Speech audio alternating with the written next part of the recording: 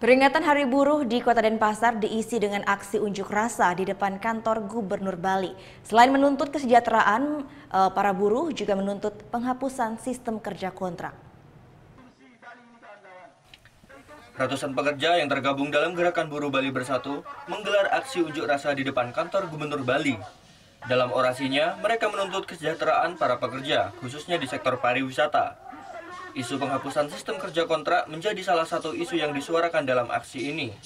Mereka menilai sistem kerja kontrak hanya berlaku pada pekerjaan yang berjangka waktu pendek.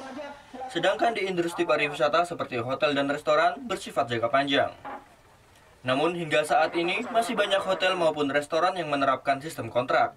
Bahkan sistem ini juga diberlakukan di rumah sakit. Dalam aksi ini mereka mendesak agar pemerintah Bali khususnya untuk menghapus sistem kerja kontrak di Bali. Kalau saya melihatnya sekarang trennya ya, tren perusahaan baru sekarang atau hotel-hotel baru itu ketika mereka membangun sebuah perusahaan atau hotel, mereka mengerjakan hampir sepenuhnya pekerja kontrak. Hampir sepenuhnya pekerja kontrak.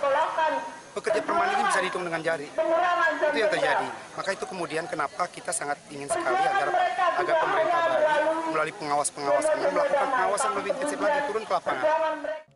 Meski aksi ini berjalan dengan tertib, namun pengawalan dan penjagaan ketat tetap diberlakukan oleh pihak kepolisian.